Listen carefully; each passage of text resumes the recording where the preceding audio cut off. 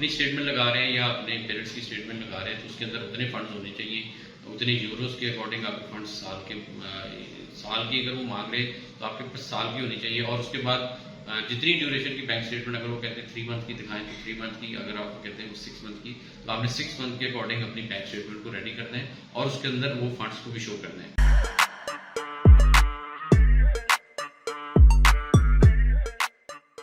अस्सलाम वालेकुम दोस्तों, मैं हूं तनवीर अब्बास और आप देख रहे हैं मेरे यूट्यूब चैनल WSL कंसल्टेंट। हमारा जो आज का टॉपिक है वो है establishing home ties and financial documents for Italy visa process. Italy में जो स्टूडेंट्स अपना वीज़ा फाइल आजकल एप्लीकेशन अपनी फाइल कर रहे हैं, एम्बेसीज में फाइल कर रहे हैं, उनको फाइनेंशियल डॉक्यूमेंट्स कैसे तैयार करने हैं, किस तरह से अपनी होम टाइज को शो करना है। इसके अलावा जो हमारे लोग भाई जो है विजिट वीज़ा या किसी और वीज़ा के लिए अप्लाई करते हैं तो उनको किस तरह से फाइनेंशियल डॉक्यूमेंट्स को देखना है और बाकी चीज़ों को होम टाइज को शो करना है ताकि उनके वीज़ा के जो चांसेस हैं वो मैक्सिमम से मैक्सिमम हो जाए।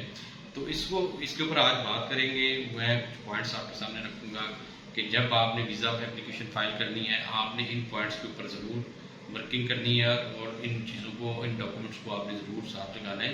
इससे आपके मैक्सिमम जो है वीज़ा चांसेस बढ़ जाते हैं और आपका इस वजह से वीज़ा रिफ्यूज़ नहीं होता कि आप फाइनेंशियली स्ट्रॉन्ग नहीं है या आपकी होम टाइज अच्छी नहीं है और आपको ये इस रीज़न की वजह से आपको जो है वीज़ा रिफ्यूजन नहीं आएगी। तो आपने अगर इन पॉइंट्स को फॉलो करेंगे तो इंशाल्लाह आपके वीज़ा के चांसेस उतने ही बढ़ जाएंगे। तो वीडियो आखिर तक देखिएगा ताकि कोई भी इंपॉर्टेंट पॉइंट जो है आपका स्किप ना हो जाए। इसके अलावा अगर आप भी अप्लाई करना चाहते हैं, अगर आप भी कनाडा, इटली, ऑस्ट्रिया किसी भी मुल्क में अप्लाई करना चाहते हैं तो आप हमारे दिए हुए नंबर पर रब्ता करके अपने डॉक्यूमेंट्स असेसमेंट करवाएं। हम आपको फ्री ऑफ कॉस्ट बताएंगे, असेसमेंट करके देंगे कि आप कहाँ पे अप्लाई कर सकते हैं, क्या क्या चीज़ें, क्या क्या डॉक्यूमेंट्स आपको रिक्वायर्ड होंगी, कितनी आपकी कॉस्ट आएगी, कितना टाइम लगेगा, ये हम आपको फ्री ऑफ कॉस्ट बताएंगे। मज़ीद आगे बढ़ने से पहले अगर आपने हमारा चैनल सब्सक्राइब नहीं किया तो वो भी कर लें ताकि आने वाले दिनों में जो भी स्टडी के ऊपर, विजिट के ऊपर, वर्क के ऊपर वीडियोस आती हैं वो आपको टाइम से मिलती है।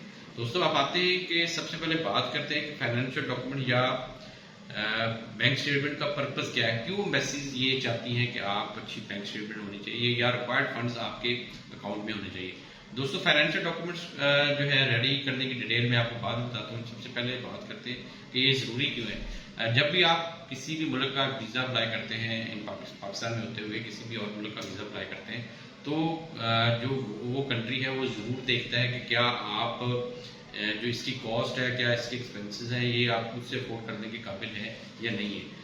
अगर आप खुद से अफोर्ड करने के काबिल नहीं है तो वो आपको वीज़ा जो है वो नहीं देगा, क्योंकि उनको ये लगता है कि आप वहाँ पर जाकर फिर उनके कंट्री के ऊपर बर्डन बन जाएंगे, उनकी गवर्नमेंट के ऊपर बर्डन बन जाएंगे और आप उनके जो पब्लिक फंड्स हैं, पब्लिक सोर्सेज, उनके ऊपर आप एक बर्डन बन जाएंगे।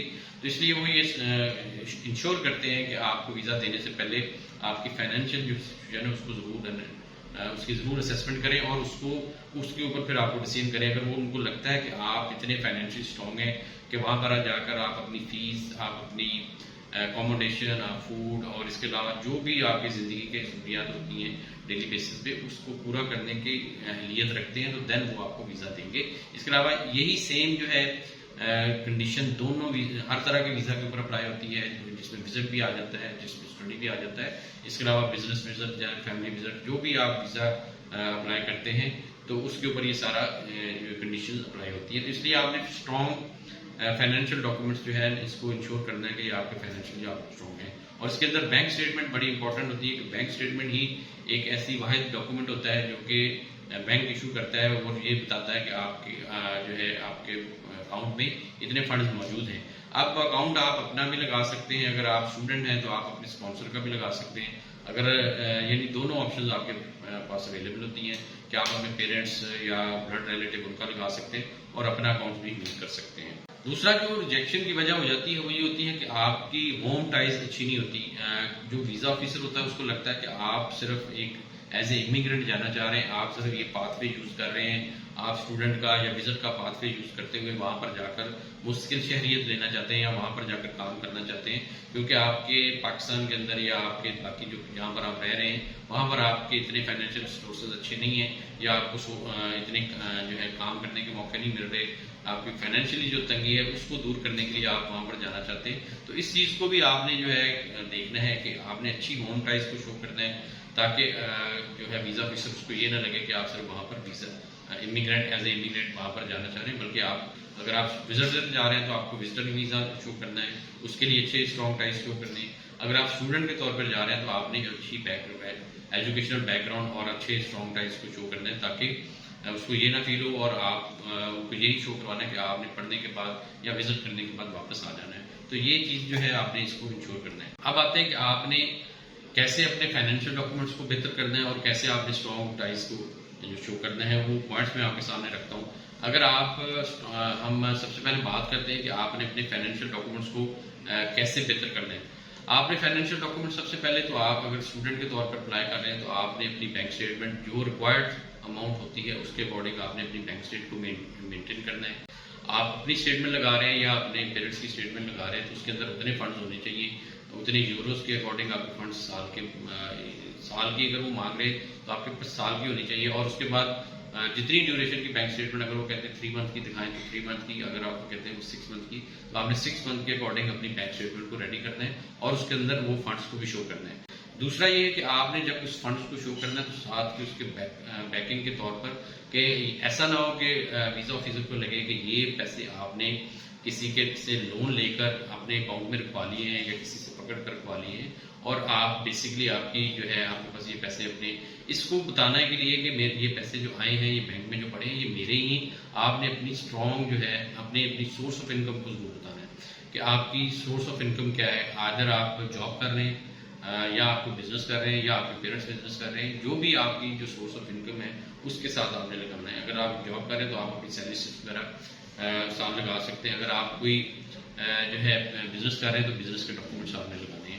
इसके साथ साथ आपने एफबीआर के टैक्स रिटर्न्स भी लगाने हैं कि एफबीआर के अंदर आप हर साल प्रॉपरली टैक्स पे करते हैं और जो टैक्स की एफबीआर के रिटर्न्स हैं वो आपने साल लगा के अपनी सोर्स ऑफ इनकम को मजीद एस्टेब्लिश करना है कि ये प्रॉपर सोर्स ऑफ इनकम है और इसके ऊपर आप टैक्स भी दे रहे हैं और आपके जो रिक्वायर्ड फंड्स हैं वो भी आपके इसमें मौजूद हैं। इससे आपकी जो क्या होगा कि आपकी स्ट्रॉन्ग फाइनेंशियल स्टेटस जो है वो इंश्योर हो जाएगा कि आप वाकई इतने फाइनेंशियल स्ट्रॉन्ग हैं। और अगर हम होम टाइज की बात करें कि होम टाइज के ऊपर आप अगर मैरिड हैं, अगर आप विजिट वीज़ा अप्लाई कर रहे हैं तो मैरिड हैं तो आप अपना मैरिज स्टेटस शो करें कि मैं मैरिड हूँ, मेरी पीछे फैमिली है। इसके अलावा अगर आपका कोई बिजनेस है तो और बिजनेस के अंदर आप अपनी जो है इन्वॉल्वमेंट शो करें, बिजनेस के अंदर क्या क्या आपकी रिस्पॉन्सिबिलिटीज़ हैं और क्यों आपने वापस आना है और आके अपने काम करने हैं, तो इसको आप शो कर सकते हैं। अगर आपकी कोई प्रॉपर्टी है तो आपने प्रॉपर्टी के डॉक्यूमेंट्स को शो करना है। प्रॉपर्टी के डॉक्यूमेंट्स को आप इमूवेबल प्रॉपर्टी जो भी आपकी है उसका कोई रेंटल इनकम है उसको शो करें। अगर आपकी जो है प्रॉपर्टी उसकी वैल्यूएशन आप किसी भी जो है वैल्यूएशन करके देते हैं, जो आर्किटेक्चर हजरात होते हैं वो वैल्यूएशन कर देते हैं तो उसकी वैल्यूएशन आप साथ में लगा सकते हैं। तो ये चीज़ें सारी जो होती हैं ये आपके स्ट्रॉन्ग फाइनेंशियल स्टेटस को शो करती हैं और आपके वीज़ा के चांसेस बढ़ा देती हैं। अगर आप स्टूडेंट हैं तो आप कोशिश करें अपनी या अपने पेरेंट्स की स्टेटमेंट्स लगाएं, साथ में उनके टैक्स रिटर्न लगाएं, क्योंकि आप स्टूडेंट हैं तो आपकी तो टैक्स डिडक्शन नहीं हो रही, लेकिन आप अपने पेरेंट्स के टैक्स रिटर्न लगा के, उनका बिजनेस लगा के या उनकी जॉब की सैलरी स्लिप लगा के आप ये सारी चीज़ें कर सकते हैं। इसके अलावा अगर आप विजिट वीज़ा अप्लाई करें तो आप खुद अगर अच्छे जॉब करें तो जॉब के डॉक्यूमेंट्स लगाएं, अपनी बैंक स्टेटमेंट लगाएं, उसमें आपके ज़्यादा चांसेस हो जाते हैं। तो इस तरह करके आपने इन चीज़ों को मैनेज करना है और इंशाल्लाह अगर आप इस तरह से इन पॉइंट्स को ज़हन में रखकर अपने डॉक्यूमेंट्स को रेडी करेंगे तो आपके वीज़ा के चांसेस बढ़ जाएंगे।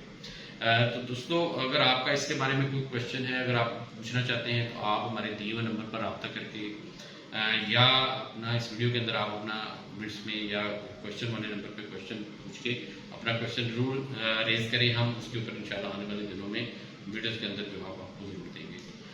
दोस्तों उम्मीद करता हूँ आपको वीडियो पसंद आई होगी। पसंद आई इसको लाइक और शेयर कीजिएगा। मजीद वीडियोज़ के लिए आप हमारा चैनल भी सब्सक्राइब कर सकते हैं। इसके साथ ही इजाज़त चाहता हूँ।